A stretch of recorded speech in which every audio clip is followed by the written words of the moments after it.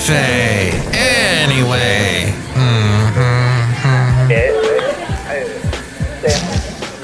Mike's Daily Podcast. Look at that. It's FF episode 2711. 2711. And Mike Matthews. Mike's Daily Podcast. Welcome to the show that's not called Feast, because that was the name of the last show, and I'm going to come up with a different name for you because, you know, I come up with clever things sometimes, and other times I don't. At least I wasn't at Circle K today getting a dough nut. Well, actually, no, they were giving away like 50%. Mike's Daily Podcast. 50% off car washes and up to 40 cents per gallon. What? Mike's Daily 40 cents per gallon? Podcast. Oh, 40 cents off per gallon. Yeah. Oh, well, just don't get gas in San Francisco. Gosh, everybody, when they talk about, oh, gas is so expensive in California. Look, the price you pay for gas in San Francisco is $800 a gallon. Well, of course, it's San Francisco. If you're in the middle of the city or in the middle of LA, or in the middle of New York, you're going to be paying way more gas than us country folk out here in the middle of nowhere. We just grow okra. Okra's great. Only time I use okra is when it's been fried. Actually, okra in what's that soup that they put it in? That's delicious. They don't fry it in that particular case. But yes, that's what I'm telling you now as I'm speaking to you, is that I love okra. But here's the thing.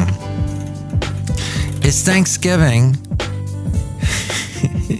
The average American spends over 9 hours prepping a Thanksgiving meal from scratch. If you want to take a break from all the shopping, prepping, and cooking, that's fine. Consumers expect to spend an average of $391 to host Thanksgiving. And here's today's podcast picture. That's actually down 18% from 2020, from COVID year, from the year we were like not even leaving the house. So, wow. The podcast picture is going to be another fabulous picture from my wonderful trip where I spoke to that interesting bakery lady that I told you about in the last podcast. That was really funny. And where we saw the beautiful, maybe we'll do one of the large redwoods from that Armstrong forest there near Guerneville. We'll see what it is by going to the wonderful website that I pay for, MikesDailyPodcast.com. And the late great Basil the Boxer is also featured on that wonderful website. You can see him in all his glory. Yes, we had some fun times together. We never went to Guerneville, though. Never did.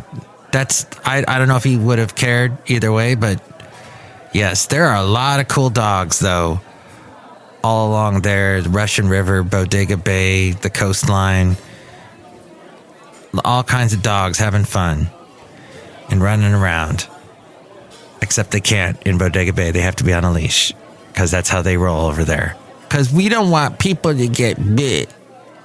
So, millennials hosting a Thanksgiving dinner are expected to pay the most, $461. And this is why, I'm guessing, this is why they're going to get a free-range turkey. Back in their 90s, yours truly was dating a redhead who was a full-on vegetarian. And she said to me, "Oh, I'd love to have Thanksgiving dinner at our house, at our little apartment. Why don't we get a free-range turkey from Mrs. Gooch's?" Cutting corners, corner.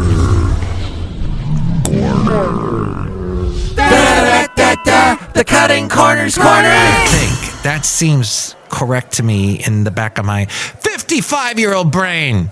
Because I'm 55 now. Thank you for all the birthday wishes. Thank you for all of them. The countless number, the zero number. I don't think anybody even wishes me a happy birthday on Facebook anymore. I used to actually, this is how completely low my life was at one point. After I got divorced after I'd been abandoned, after wham. And I was doing this podcast all through it. Mike's Daily Podcast, Survived the Divorce. So you can go back and listen to those years, about 10 years back. Wow. Those were some interesting years. So even through those years where I wasn't being invited to Thanksgiving anywhere, where I just stayed at home, right, with the late great Basil the Boxer, and he was my bud, my friend, and we went for a walk because, hey, nobody's on the roads on Thanksgiving. So you enjoy it. Have the best times. But yes, back though, way before Basil in the 90s. Mike's Matthewsman Park.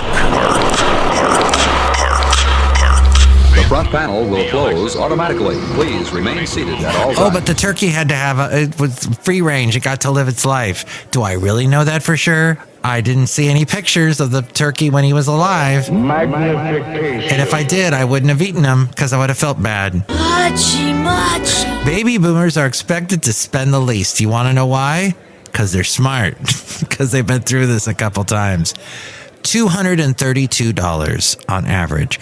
Some restaurants and grocery stores sell mostly pre-cooked meals that include all the classic fixins. So think about that.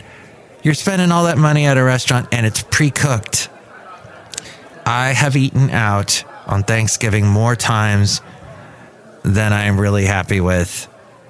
Oh, and I never really enjoyed it. I did it. It was nice, convenient.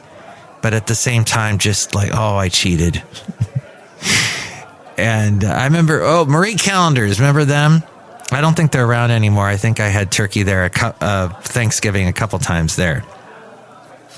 But then Popeyes has got their Cajun-style turkey. Turkey which can be delivered to the door. That's going to be $100. And Whole Paycheck, Whole Foods, they have the organic option, which probably dates back to the Mrs. Gooch's days. It costs $540 as we go outside of Café Anyway, where we bring you Mike's Daily Podcast, somewhere in Podcastro Alley. Anyway. The last place on earth. I didn't say that the last show. Oops. But it feeds 12 people. It's called the Thanksgiving Extravaganza. And Trader Joe's offers pre-cooked brined. Ooh, that's good. I like me a brine turkey.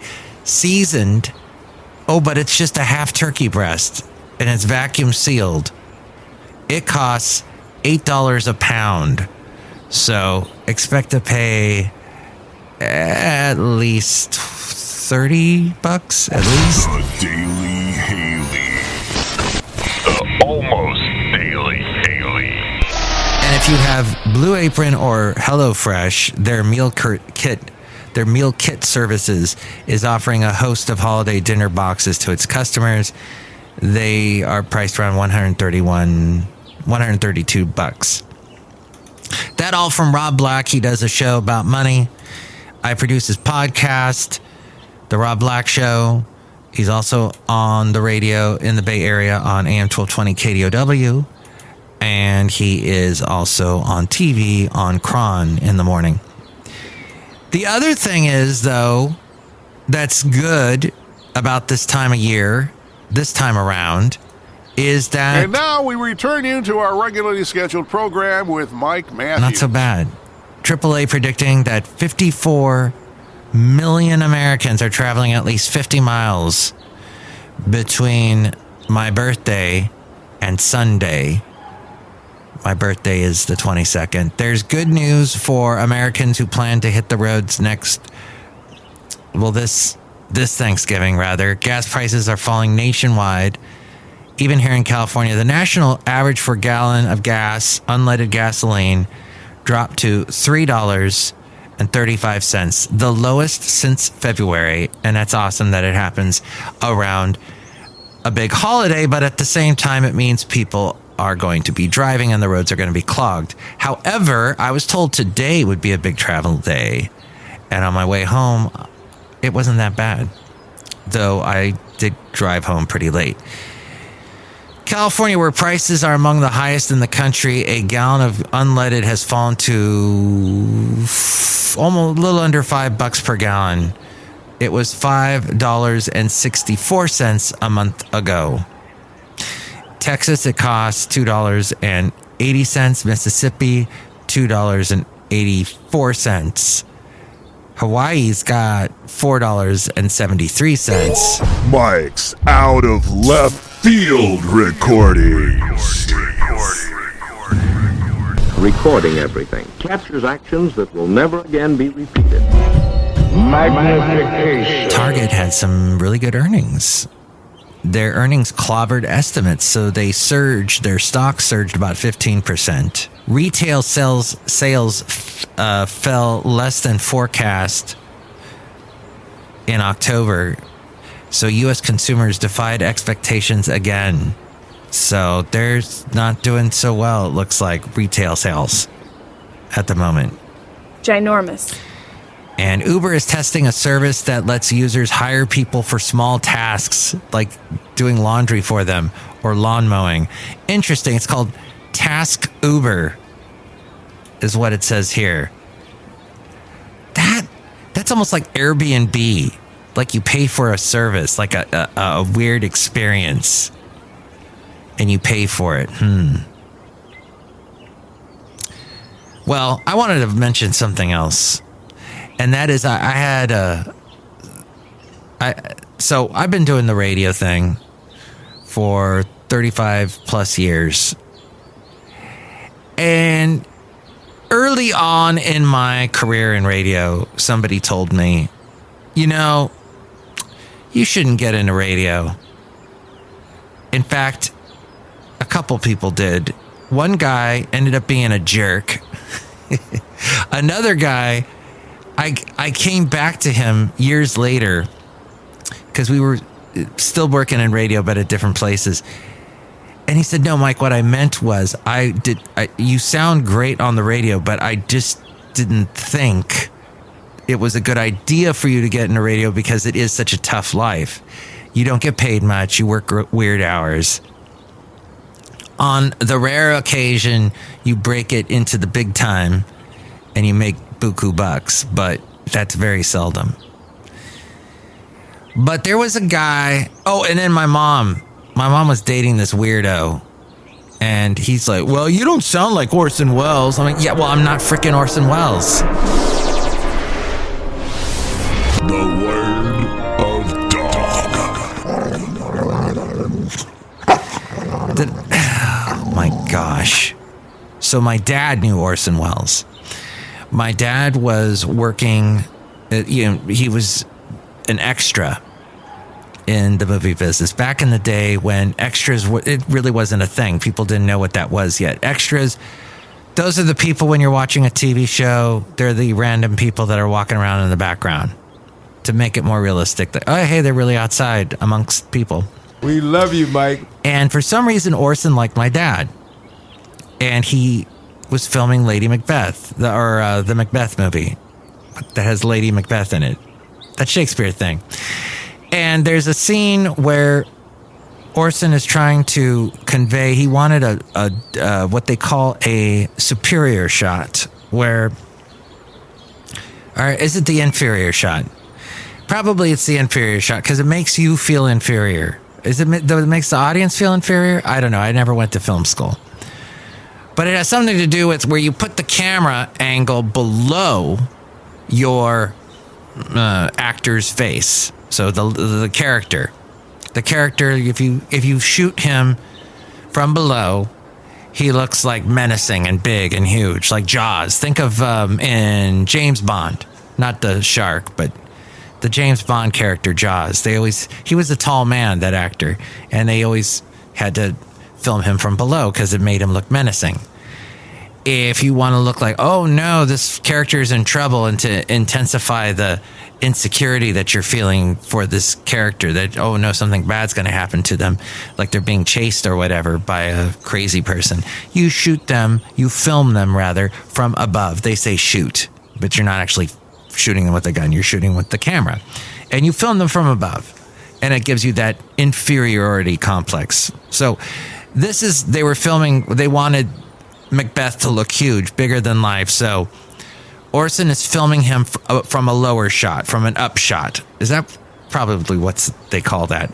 So he's telling, they're on a soundstage, and he's telling the crew to dig a hole in the ground so that he can put the camera in there so he could film up. He wanted a particular shot. Orson was very interesting. Look into his history. He did some crazy stuff. You will travel into the incredible universe. So my dad is on the set, and he walked away for a minute to get a cup of coffee, and Orson's assistant comes up and says, Paul, where are you going? And my dad goes, what? I'm wanting something to drink. He said, don't ever leave Mr. Wells. And he brings him over to Orson, and Orson says, Paul, don't ever leave me. And he grabs him by the arm, and he's basically telling all these director shots what he wants done. He wants this hole dug up and everything. He's shouting out orders, directions, because he's the director. He's directing everybody while holding my dad's arm, like right just below the shoulder, just grabbing him there by the bicep. My dad used to tell these stories by physically doing it to me. He's like grabbing my shoulder. I'm like, ow, Dad. And my dad was slightly taller than me. So I don't know if that was an actual true story. It was a story my dad told. And because I am his son, I am obligated to believe it was the gospel truth. A fine article. You silly, great, fat article. Woo! The story popped into my mind that my dad said one time Alfred Hitchcock came up to him. In this movie, I don't know what it was. It might have even been Psycho. I'm not sure. But Alfred walked up to my dad and said something to him, wanted to direct him. Hey, I need you to do this, whatever. But, you know, Alfred Hitchcock had that British accent. He talked really slow. And my dad still could not understand a word he said. So he just stared at Alfred Hitchcock blankly. And he asked, can you repeat what excuse me? What did you just say? And Alfred Hitchcock no, I do not repeat myself to anyone. And he walked away, stormed off in a huff. And Alfred Hitchcock's assistant looked at my dad and said, what did you just say to Mr. Hitchcock? What did you just say? I just said, what? No, you never say what to Alfred Hitchcock. So that was the interesting Alfred Hitchcock story that I heard from my dad. Magnification. But my point is, we all have different ways of talking, of communicating. I look at my voice as a tool that my brain uses, because my brain has got a bunch of stuff in it that it needs to get out. And I am not someone who can use my hands as tools, a la writers. Writing, I cannot do that as well as I can think and then talk most of the time. I'm not stumbling all of myself. And this is why I like to podcast. And this is why I've been doing Mike's Daily Podcast for 2,711 podcasts. So be happy. Use the tool that God gave you. Use it. Now, I heard somebody say today, and I took umbrage with it after he said it. I didn't think about it till later. He was telling me, yeah, you know, there's a expert I read that told me years ago when I got into radio 40 odd years ago that, you know, you need to use, you don't want to use your diaphragm all the time like opera singers do and all that. When you're talking on the radio, when you're voicing a commercial, when you're doing all of that, you want to use the mask that you have, the mask being your nose and your mouth and the throat and this whole part of your face, your head, basically. You got to use that in such a way in order to resonate and to sound fantastic. And I thought in my head, well, okay, that sounds like old style Orson Welles type voiceover. But have you listened to people nowadays on the radio? Since the 90s, there has been a movement to be more and more real. You watch a podcast, you listen to it, or you listen to a podcast. You don't ever watch a podcast. You listen to a podcast. You watch a video done of the podcast, but you don't watch a podcast. You listen to it. And you hear people, and on NPR and all your other talk radio news outlets, you often hear people sound just more real, more natural. And that's to the human ear, to the human brain today. People younger than me, younger than this guy, that sounds right. That sounds natural. I can relate to that. But to sound resonant and like the old style. The Marco Minute.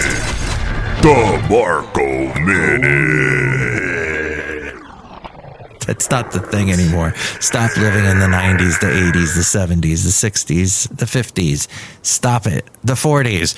This hey kids, is RKO Radio. It's me. NBC Radio. Bringing you this update. Now. Don't read me the clown. And I said all of that just to say that it kind of sounded really... I didn't bring that point up to him, and I should have. I should have said, hey, people are talking more natural these days. And they have actually for a while. So this resonant voice like you are on the BBC in 1946 is not important anymore. So don't try and sound like that. He did say something that I agreed with. Sound like you. What is it that you sound like? He said, and then once you figure that out, maybe you shouldn't be in radio.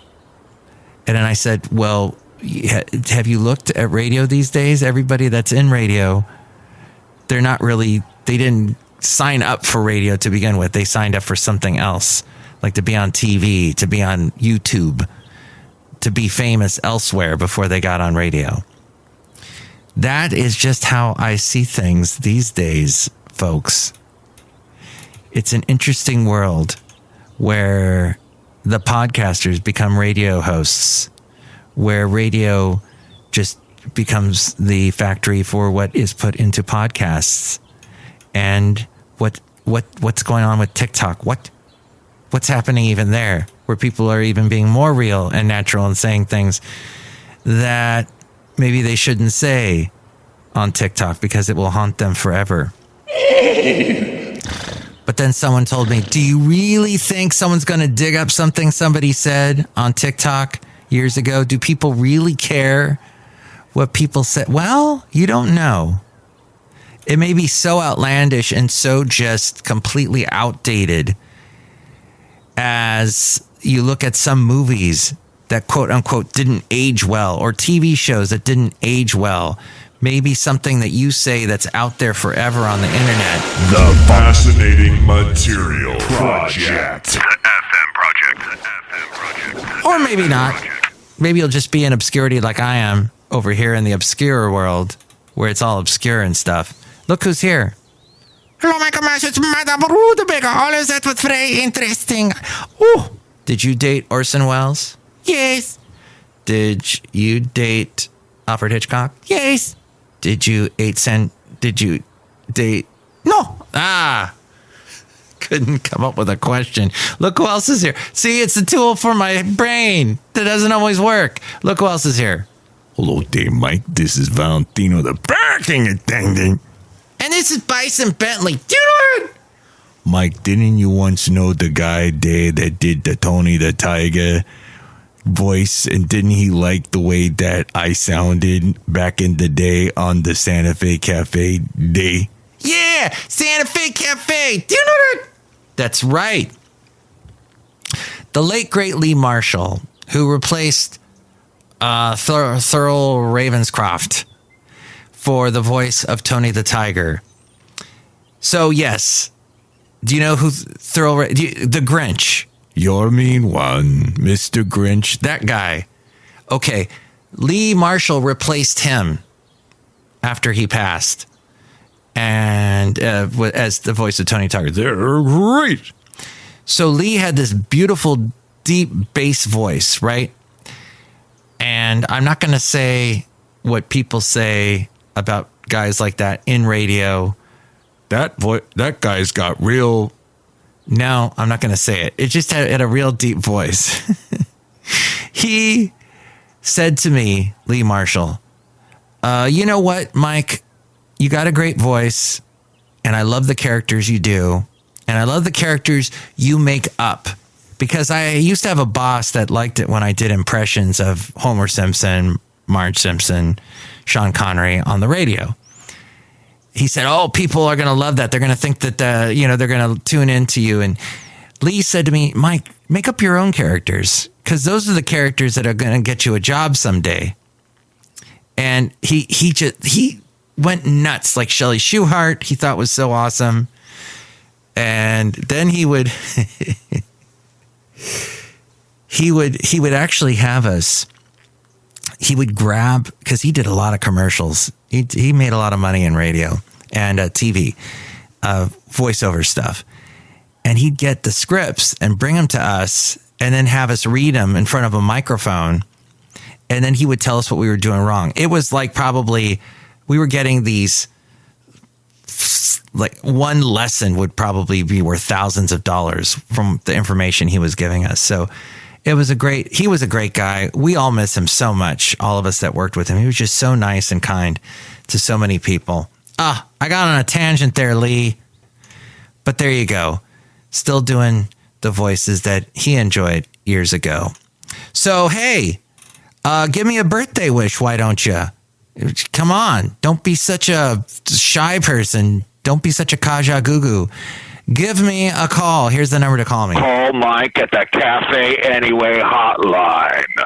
Area code 510-228-4640. And with more ways to reach me. And if you want to send me your leftovers, that'd be great too. Okay, I won't give you an address. Just send it to the Café Anyway, somewhere in Podcastro Valley. No, but the email address and other stuff, why, here's A-Frame with that stuff. Happy Thanksgiving weekend. Mike's Daily Podcast is written and produced and performed by Mike Matthews. His podcast is super easy to find. Download or listen to his show and read his blog at MikesDailyPodcast.com. Email Mike now at MikesDailyPodcast@gmail.com. See you tomorrow. Bye.